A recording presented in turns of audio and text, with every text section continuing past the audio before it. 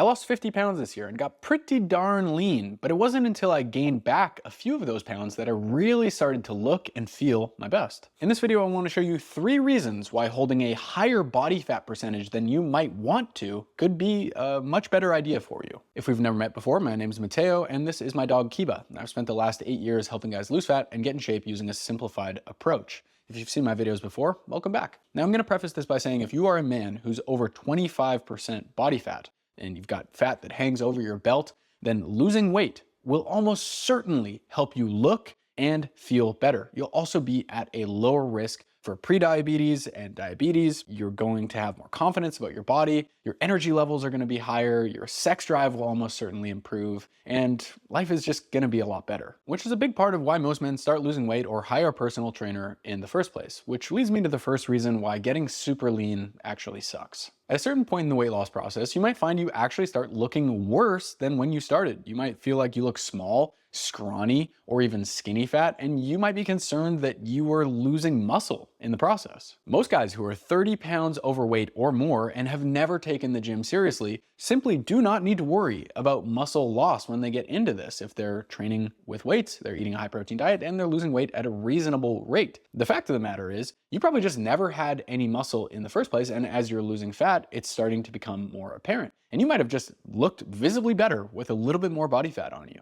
To make matters worse, your muscles were temporarily depleted from the dieting process, meaning they're no longer holding the stored carbohydrate and water that they had when you were eating a normal amount of food, which makes you appear softer, watery, and less defined. You can see the difference here when I'm actively dieting versus when I've refilled my body's carb stores, where I actually look leaner and more muscular despite being heavier. You can lose so much more weight than you think. There was a time where I thought, yeah, you know what, if I just lose 10 more pounds, I will be super lean. And it turns out that I lost those 10 pounds and then I lost 15 more pounds and I still wasn't as lean as I thought I was going to be. I see this with a lot of people, and even people who work with personal trainers. They just don't know what their end goal is, so they just start blindly losing weight and just hope that they'll end up where they want to be. Inevitably, hunger takes over, you get frustrated, weight loss slows down, and you end up giving up, even though you could have just been successful by stopping earlier. You definitely do not need to get ripped in order to feel great and be healthy, and you fucking certainly do not need to see your abs in order to get those things either. Having a decent amount of muscle and living in that 15 to 20% body fat range for men when you maybe have a blurry kind of outline of your abs, that's an awesome place to be. Life is great there, but it seems like everyone's social media feed has just deluded them into this body dysmorphic idea that having six-pack abs is just the norm for anyone who goes to the gym. But it's really just not all that it's cut out to be. I think there's like a quality of life bell curve where on one side you're overweight and the quality of life is kind of low. You start losing weight and you get to a healthy body weight and your quality of life peaks for a nice little range in the middle. And as you keep getting leaner and leaner on the other side, you just reduce your quality of life back down again. For me personally, I'm incentivized to be super lean because it looks great on camera when I'm shredded on YouTube and on Instagram. And that helps me reach more people and grow my business, but it comes with a cost as well. And it's about more than just filling out my clothes nicely, having my dick work better, and avoiding a prisoner of war type appearance too. That's reason number 2. You'll also find that when you stop starving yourself and eating more food, you have perceptibly more energy to go work out.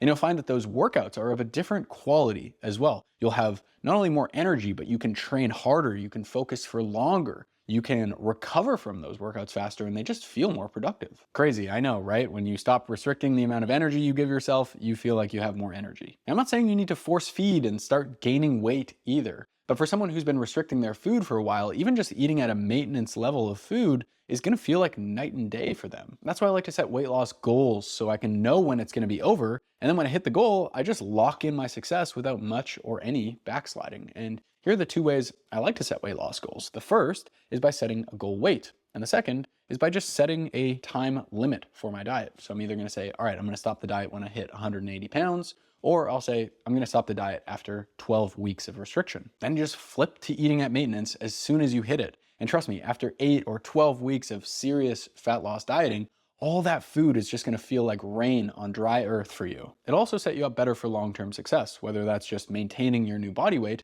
or holding your body weight steady for a while until you're ready to push for some more fat loss again later. That's called phasic dieting, by the way, because it's split up into phases of losing, maintaining, or gaining. And that's how I coach myself with my nutrition as well. If you want to learn to use phasic dieting to coach yourself and be your own fat loss coach, check out 4-Point Fat Loss, which is my 45-day fat loss program. It's linked in the description box. It'll teach you everything you need to know. Honestly, dude, here's what I'm trying to get across to you. Fat loss is a short-term strategy. It's something you get in, you get it done, and then you get out and you get back to living at maintenance where you can live your best life, feel great, and train hard and have lots of energy. Being able to train hard and looking great in clothes are both great reasons to hold a little more body fat. But the third reason I think is the most compelling, which we'll just call the human element. Now, some folks are going to find it very easy to hold on to a lower body fat percentage. They don't feel very hungry. They feel like they have lots of energy. They never get sick, even when they're super ab lean. And most people probably know that this is them. If you've been like this since you were a kid, you just always were that kid running around with a six pack. But for guys like me, who have always been a little bit of the chubbier kid, have always just kind of stored more fat, then this is not going to be you. You're not going to feel great when you're lean, and it's probably going to be harder for you to hold that place. Now, I want you to imagine your ability to handle everything in your life as a big bowl. All the shit you have to deal with in your life is represented by the water in this bowl. Family obligations, work stuff, grinder dates, and the space left over represents your free time. Getting super lean requires you to feel unreasonably hungry, stay super active, lift weights, sleep plenty, and prep your meals. That takes a lot of time and effort, which is a lot of water that fills this bowl, right? And when you restrict your food for a long time, it actually shrinks the bowl that you have, so you can just deal with less overall stressors in your life. So if you want to get super lean, you're going to have to give up some other things in your life, like some free time, some of your hobbies, and maybe something else, in order to make room for that. Or you need to get better at managing the current stuff that's in your life so you have a space for it. I wrote a guide called Recomp 101 that'll help you with all of this. You can grab it for free using the link in the description box, and there's even an audiobook version so you can listen while you go for a walk. When people say getting shredded sucks and that it takes a lot of sacrifices, this is what they mean. If you're a regular person who's not trying to step on a bodybuilding stage or get photo shoot lean anytime soon, then your bowl is probably full with other stuff in your life already, right? And your life will not be improved by getting super lean. The end goal of weight loss is not necessarily getting shredded or super lean. There's no need to keep pushing until the wheels fall off. For most people who don't do this stuff as a serious hobby, success in weight loss just looks like getting yourself down to a healthy body fat percentage and then stopping the weight loss process so you can go back to eating more food and live your best life. Build muscle, get yourself physically fit, and rock a healthy body fat percentage. Let's call that thick fit. And I'm not gonna be going back from that anytime soon. I also just wanna celebrate the fact that we hit 20,000 subscribers recently, and we have an awesome community of people who watch these videos and engage in the comment section and ask all kinds of great questions. So yeah, super stoked about that and appreciate every single one of you. I'm thinking of doing a Q&A style video to celebrate. So please leave your questions for me below and I'll answer them in one big mega video. And even if you don't ask a question, just scroll through the comments and thumbs up the ones that you want to see answered so I know which topics I should cover. As always, thank you so much for watching this video. Be sure to thumbs up the video if you enjoyed it. It helps a ton. And subscribe to the channel so I can see you in the next one. Peace.